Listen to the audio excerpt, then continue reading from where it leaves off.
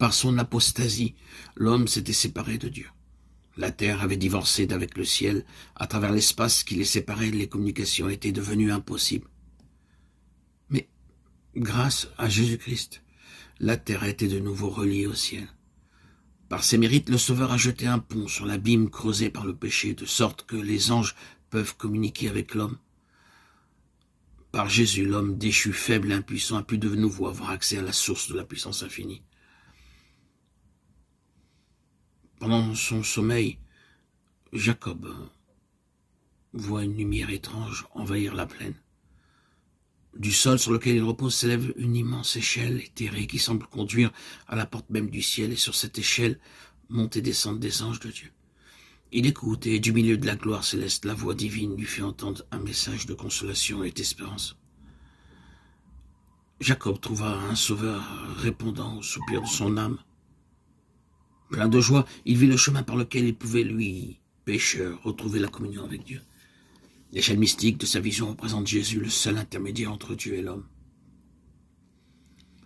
Dans sa conversation avec Nathanaël, le Christ se servit de la même image. Vous verrez, dit-il, désormais le ciel ouvert et les anges de Dieu monter et descendre sur le Fils de l'homme. Jean 1, 51. C'est en vain que l'humanité rêve de progrès, en vain qu'elle travaille à son relèvement, si elle néglige cette source unique d'espérance et de salut qui lui est offerte. Toute grâce excellente et tout don parfait procède de Dieu. Jacques 1, 17. Il n'y a pas hors de lui de véritable excellence de caractère. Et le seul chemin qui mène à Dieu, c'est Jésus-Christ. Je suis le chemin, la vérité et la vie, dit-il.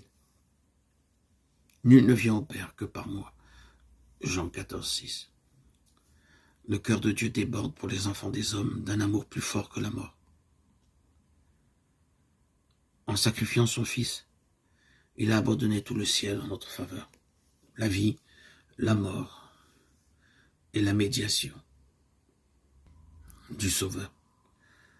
Le ministère des anges, les appels de l'Esprit, le Père agissant au-dessus de tous et par le moyen de tous. L'intérêt incessant des êtres célestes. Tout est mis en œuvre en vue de notre rédemption. Ah, arrêtons nos regards sur le prodigieux sacrifice consommé pour nous. Essayons de nous rendre compte de la somme d'énergie et de labeur que dépense le ciel en vue de ramener les égarés à la maison de Dieu. Des mobiles plus forts et des agents plus puissants n'auraient jamais pu être mis en activité. La récompense inouïe, réservée à ceux qui font le bien, les jouissances du ciel, la compagnie des anges, la communion et l'amour de Dieu et de son Fils, le perfectionnement et le développement de toutes nos facultés à travers les siècles éternels. Ne sont-ce pas là des encouragements suffisants pour rendre à notre Créateur et Rédempteur le service affectueux de nos cœurs? D'autre part, les jugements de Dieu prononcés contre le péché, la rétribution inévitable, la dégradation de notre caractère et la destruction finale sont décrites dans la parole de Dieu pour nous mettre en garde contre les pièges de Satan.